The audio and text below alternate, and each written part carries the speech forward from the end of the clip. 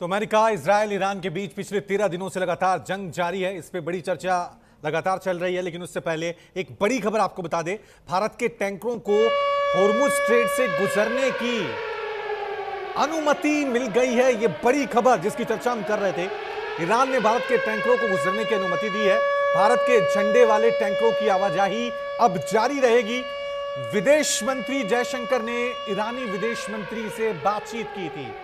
विदेश मंत्री स्तर की बातचीत के बाद ईरान ने यह बड़ा फैसला किया है। एक और बड़ी खबर आपको बता दें, ईरान ने इजराइल पर फिर मिसाइलें दागी हैं। तेल अवीव में फिर सायरन बजे हैं। तो लगातार अटैक जो है वो ईरान की तरफ से इजराइल पे जारी है। दूसरी तरफ इजराइल भी लगातार तेहरान पे अटैक कर रहा है। अब खबर यह आ रही है कि तेल अवीव में ईरान ने एक बार फिर अटैक किया है, जिसके बाद वहां लगातार सायरन बज रहे हैं। तो हमारे साथ एक बड़ा पैनल बना हो, इस पर हम लगातार चर्चा कर रहे हैं। मनोज जी, अब देखिए, ये खबर आई गई है जिसमें साफ तौर से कह दिया गया है कि हमारे विदेश मंत्री जयशंकर जी ने ईरानी विदेश मंत्री से बातचीत की है और अनुमति दे दी है कि जिस भी शिप पर भारतीय झंडा होगा उस पर हम हमला नहीं करेंगे। किस तरह से देखें? देखिए रवि जी, ये इस वर्तमान सरकार की यही सबसे बड़ी यूएसपी है कि जब जब विश्व क्राइसिस में जाता है, और आप देख सकते हैं पिछला इतिहास रहा है कि तब तक भारत उसमें अपने आप को बड़े ही अच्छे तरीके से और खास करके अपने नागरिकों की सुरक्षा के लिए खड़ा होकर आता है। और आज उसी दृष्टिकोण में आज जिस तरीके का जो क्राइसिस यहाँ पे जो दिख रहा था, और अभी आपने जो बताया कि हमारे विदेश मंत्री एमईए की तरफ से जो स्टेटमेंट आया है, ये भारत के लिए बहुत ही इंपॉर्टेंट हो जाता है, क्योंकि भारत में आप समझ सकते हैं कि लगभग 80% से ज्यादा हम आयात करते हैं तेल और गैस। और उस स्थिति में अगर स्ट्रेट ऑफ हॉर्मुज हमें सेफ पैसेज मिल जाता है, तो मुझे लगता है कि ये जो क्राइसिस जो अभी पूरे वर्ल्ड वाइड जो दिख रहा है वो भारत में क्राइसिस नहीं होगी। तो मुझे लगता है कि ये भारत की डिप्लोमेसी की और भारत की विदेश नीति की एक बहुत बड़ी जीत है, और इस गवर्नमेंट की कि जिन्होंने अपने डिप्लोमेसी के माध्यम से इस स्थिति में वहां पे जहां पे विश्व के कोई भी देश का वहां से शिप क्रॉस नहीं कर पा रहा है, तो मुझे लगता है कि ये एक पॉजिटिव न्यूज है भारत के दृष्टिकोण से और भारतीय। ठीक है, नहीं ये वाकई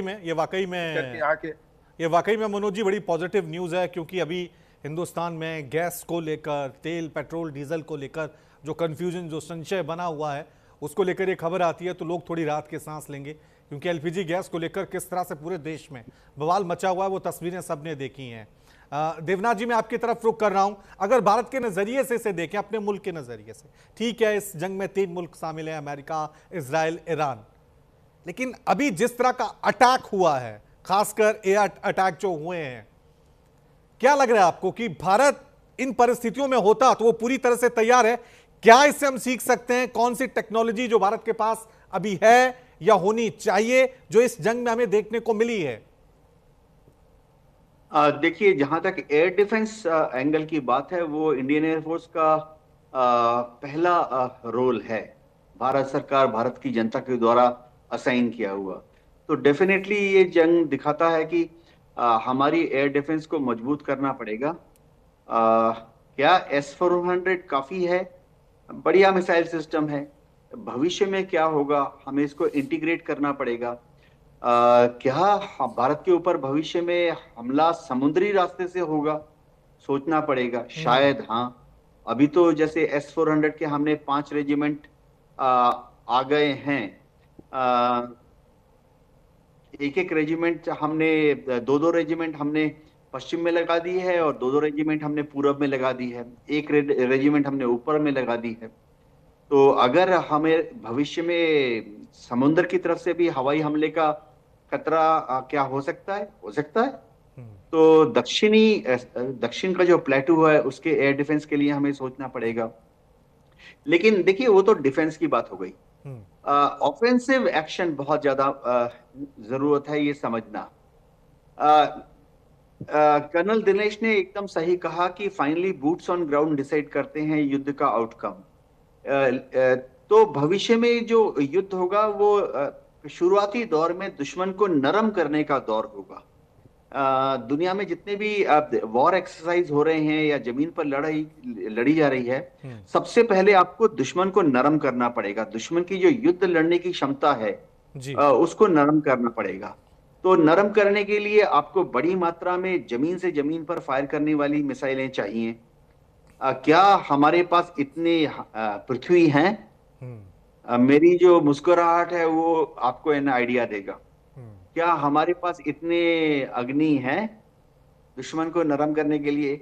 मेरी जो मुस्कुराहट है उसको आपको देखकर थोड़ा अंदाजा लगाना पड़ेगा।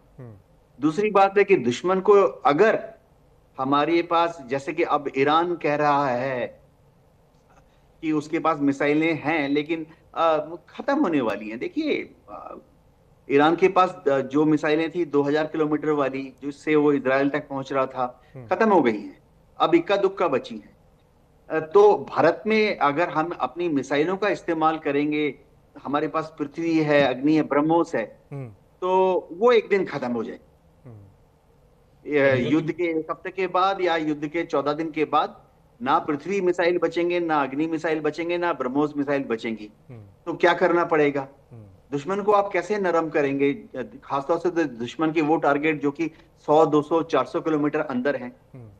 चीन की बात कर लें या पाकिस्तान की बात कर लें। अभी जो ऑपरेशन सिंदूर हुआ था, दिनेश जी आपकी तरफ में रुक करूंगा, क्योंकि जिस तरह से देवनाथ जी ने तो अपनी मुस्कान से बहुत कुछ कह दिया है कि अभी क्या परिस्थितियां हैं। आपसे मैं जानना चाहूंगा, क्योंकि अभी ऑपरेशन सिंदूर हुआ था, हमने देखा था कि अब वॉर जो है वो टेक्नोलॉजी से ज्यादा लड़े जाते हैं। ड्रोन अटैक हुए थे और पाकिस्तान को सीधा साथ मिला था। चीन का, तुर्की का, ये तीनों मुल्क टेक्नोलॉजी के साथ भारत पे अटैक कर रहे थे और भारतीय सेना ने मुंहतोड़ जवाब भी दिया था। लेकिन अभी ईरान की तरफ से जो देखा है आपने, अमेरिका, क्योंकि अमेरिका कहते हैं कि दुनिया की सबसे हाईफाई टेक्नोलॉजी जो होती है जंग को लेकर, हथियारों को लेकर, वो अमेरिका के पास है।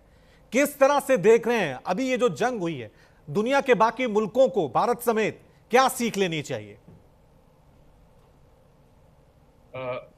मैं आपके सवाल का 2 भागों में उत्तर दूंगा। भाग 1 के अंदर मैं ये कहूंगा कि कोई भी देश जो है वो अपने सुरक्षा के मद्देनजर रखते हुए अपनी सेनाओं को जो है वो तैयार करते हैं और उसी प्रकार का साजो सामान जो है उनको उपलब्ध कराया जाता है। तो हमारे शत्रु हैं पाकिस्तान है और दूसरी तरफ है चाइना। तो जहां तक मेरे पास पूरी खबर तो नहीं है कि कितनी मिसाइलें हैं, कितनी क्या है, क्योंकि मैं सत्यापन नहीं कर सकता हूं। लेकिन एज ए रिटायर्ड कर्नल मुझे पूरा यकीन है कि इन खतरों को मद्देनजर रखते हुए हमारे पास सफिशिएंट वेपन सिस्टम होंगे जो कि हम इसको कर लें। अब जैसे मेरे साथी ने कहा कि 14 दिन के बाद क्या होगा, अरे भाई, जो हमारे एडवर्सरीज हैं, क्या उनकी कैपेबिलिटीज है कि हमारे साथ 14 दिन तक युद्ध कर सके? खैर छोड़िए इसको, अब आ जाते हैं जो मैं सीरियसली सोच रहा हूं, जो मैं ये ईरान की युद्ध को देख रहा हूं। देखिए साहब, आने वाले दिनों के अंदर आपके पास जितनी हैवी मिसाइल्स होंगी, जितना जो भी कुछ होगा, यस वो अफेक्टिव होंगी, पर वो इतनी मैं कहूंगा कि इतने यूजफुल नहीं होंगे। इसके बनस्पत जो है भारतीय सेना को या भारत सरकार को हमें ज्यादा से ज्यादा हमारे एफर्ट जो है, ये जो फ्लोटिंग अम्निशन, या आप कह लीजिए उनको ड्रोन कह लीजिए, यूएवी कह लीजिए, साइबर अटैक कह लीजिए, या सैटेलाइट के थ्रू जो है आपको टाइमली इंटेलिजेंस, एक्शनेबल इंटेलिजेंस मिले, तो हमें उसके ऊपर करना पड़ेगा। अब हमने इस युद्ध से, 13 दिनों के युद्ध से, जो मैं समझ सकता हूं,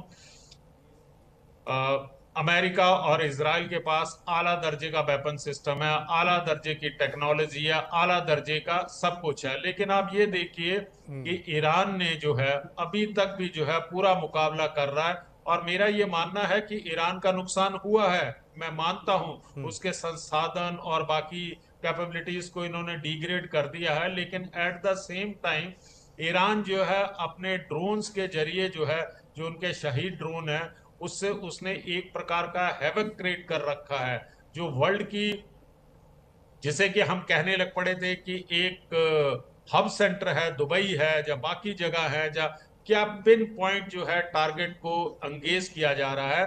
तो मेरा मानना है कि आने वाले दिनों में भारतीय सेनाओं को ज्यादा रिलायंस करना पड़ेगा आपको ड्रोन के ऊपर। और दूसरा, ड्रोन का आप देख लीजिए, अरे इसके लिए आपको ना कोई ज्यादा साजो सामान चाहिए। एक ट्रक के ऊपर या एक स्टैंड से मोबाइल जो है, आप एक जगह से दूसरी जगह जा सकते हैं। तो इसके लिए क्या है कि आप एक ड्रोन की टोली बनाइए, 8-10 सैनिकों की एक टोली बनाइए, ड्रोन दीजिए, उन्हें किसी पहाड़ी के ऊपर बिठा दीजिए, किसी गांव के अंदर बिठा दीजिए, किसी जंगल के अंदर बिठा दीजिए, और उनको टैकल करना जो है it will be a herculean task दोनों के लिए, चाहे वो डिफेंडिंग फोर्सेज हैं या अटैकिंग फोर्सेज हैं। आप कितने ड्रोन के लिए आप कितनी अपनी मिसाइलें चला पाएंगे, आप कितना एयर डिफेंस कर पाएंगे।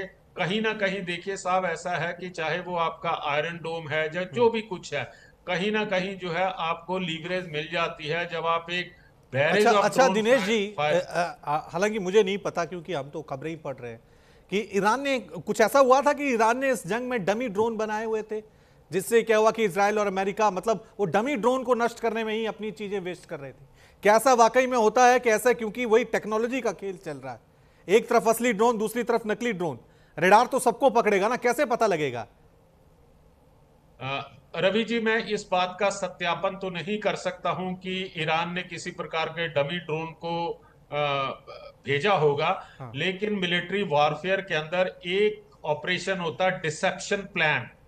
मैं फिर से दोहराता हूं, डिसेप्शन प्लान, कि आप अपनी मंशा को क्लियर नहीं करते हैं, आप एक ऐसी जगह के ऊपर किसी प्रकार की आप एक हलचल पैदा करते हैं ताकि दुश्मन का ध्यान उस तरफ हो और आपके मेन टारगेट के ऊपर से उसका ध्यान हट जाता है।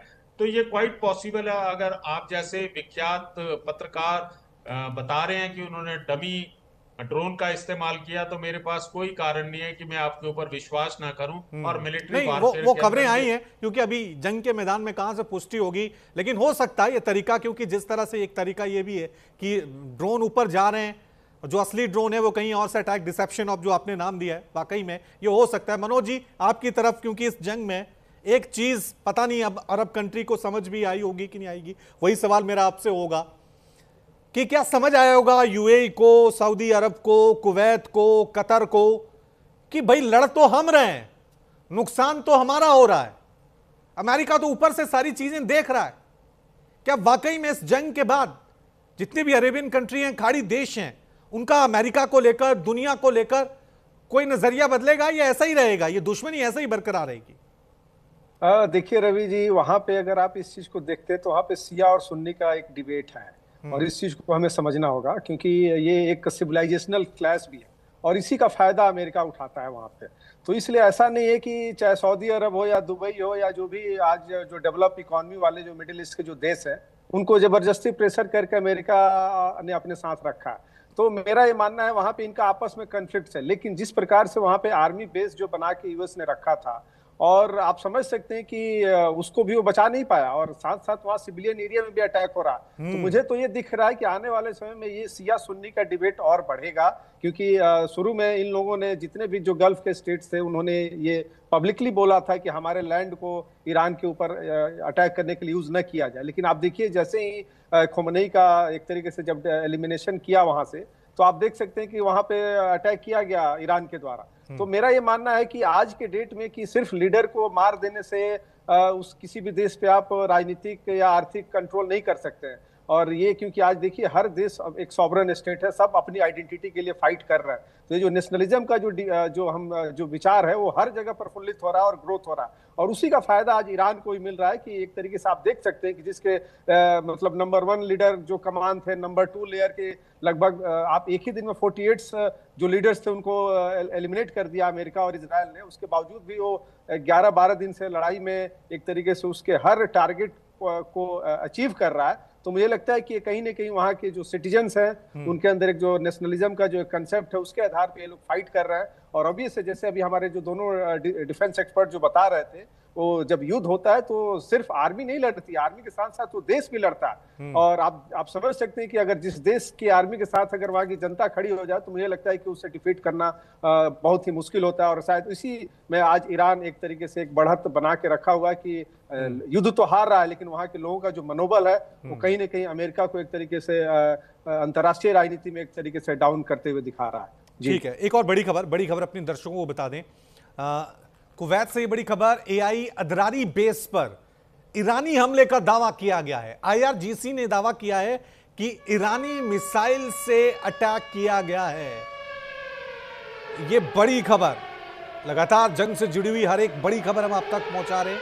एक और बड़ी खबर आपको बता दें, ईरान और यूएई के बीच तनातनी और ज्यादा बढ़ गई है। ईरान पर यूएई ने झूठ बोलने का आरोप लगाया है, नागरिक ठिकानों पर हमले कर रहा है ईरान, ये यूएई ने दावा किया था। लेकिन दूसरी तरफ ईरान साफ तौर से कह रहा है कि हमने सिर्फ और सिर्फ जो अमेरिकी बेस हैं, अमेरिकी सेना के ठिकाने हैं, उनको ही टारगेट किया है, उन पर ही अटैक किया है।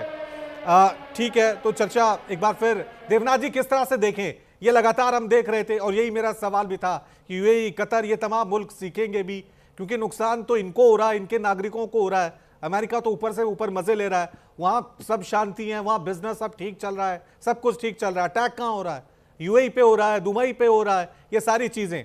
तो किस तरह से देखें, ईरान ने वाकई में सिर्फ अमेरिकी बेस पे निशाना बनाया है या एक संदेश देने की कोशिश भी की है इन सभी मुल्कों को कि अमेरिका का साथ दो लेकिन नुकसान तुम्हारा ही होगा? रवि जी, ईरान की ऑफिशियल पॉलिसी बहुत क्लियर है। ईरान की ऑफिशियल पॉलिसी, उनके विदेश मंत्री बोल रहे हैं, उनके प्रेसिडेंट पेजेश्किन ने भी कहा है, ऑफिशियल पॉलिसी ये है कि किसी भी अरब मुल्क में सिविलियन टारगेट पर हमला नहीं करना है। तो ये हो क्यों रहे हैं? उनकी ऑफिशियल पॉलिसी बहुत क्लियर है कि हमला होगा इन देशों पर, अरब मुल्कों में। ये 7 या 11 देश हैं जो अमेरिका की जेब में बैठे हुए हैं। हमला कहाँ होगा? इनके यहाँ जो अमेरिकन आर्मी, नेवी, एयरफोर्स के बेसेस हैं, वहां पर हमला होगा, ईरान ने कह दिया है। हमला कहाँ होगा कि इन देशों में जहां जहां अमेरिकन एम्बेसी है या कॉन्सुलेट है, उस पर हमला होगा, ये ईरान ने कह दिया है। हमला अब कहाँ कहाँ होगा? ईरान ने एक और चीज एलोबरेट की है कि इन देशों में जो सीआईए के एजेंट हैं वो कहाँ रहते हैं, मोसाद के जो एजेंट हैं वो कहाँ रहते हैं। सर्ज हुआ है। मैं आपको एक एस्टिमेट देता हूं कि जनवरी के महीने में इन देशों में, UAE, Kuwait, Abu Dhabi, Iraq, इन देशों में जनवरी के महीने में मोसाद और सीआईए के एजेंट थे करीबन 60 या 70। आज की तारीख में वो बढ़ के हो गए हैं 600 से ज्यादा। और अमेरिकन डिप्लोमेट्स इन देशों में रहते थे पहले एम्बेसीज में, लेकिन जब से एम्बेसीज और काउंसलेट्स में हमला होना शुरू हुआ है, वो खाली कर चुके हैं अपने परिवार के साथ। तो ये जो 600-700 मोसाद के एजेंट हैं, सीआईए के एजेंट हैं और अमेरिकन डिप्लोमेट्स जो कि एम्बेसी का प्रोमाइस खाली करके बाहर, ये कहाँ रह रहे हैं? डिजर्ट में तंबू लगा के तो रह नहीं रहे हैं, ये गए हैं 5 स्टार होटल पर रह रहे हैं। तो जैसे ही ईरानियन इंटेलिजेंस को पता लग जाता है कि फलाने होटल में 7वें मंजिल में अमेरिकन मोसाद या जो भी है डिप्लोमेटिक कैडर रह रही है, वो वहां पे हमला कर देते हैं। ये ईरान ने कहा है कि वो उनका हक है, कोई भी देश कर सकता है। लेकिन फिर कहते हैं कि सिविलियन टारगेट पे हमला कर दिया है। देखिए, जैसे अब समझाना पड़ेगा, 1 मिनट दीजिए। ये जो चाणक्यपुरी दिल्ली में इतने बड़े बड़े एम्बेसीज हैं, इनका स्टाफ रह कहाँ रहा है? वसंत कुंज, वसंत विहार, मालवीय नगर, मोती बाग, मोती नगर, दिल्ली के जितने भी जोर बाग,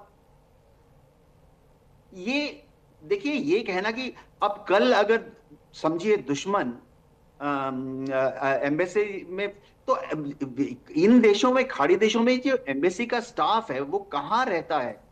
सिविलियन एरिया में रहता है, पॉश एरिया में रहता है। तो उनके वो टारगेट है, लेजिटिमेटेड टारगेट है। एक और चीज वैसे मैं बता देता हूं, मैं खुद एयरफोर्स में था, फाइटर पायलट था।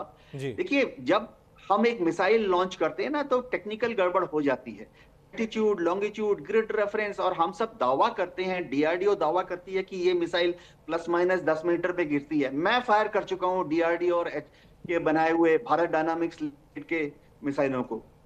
बटन मैंने नहीं दबाया, लेकिन मैं प्रोसेस का हिस्सा था।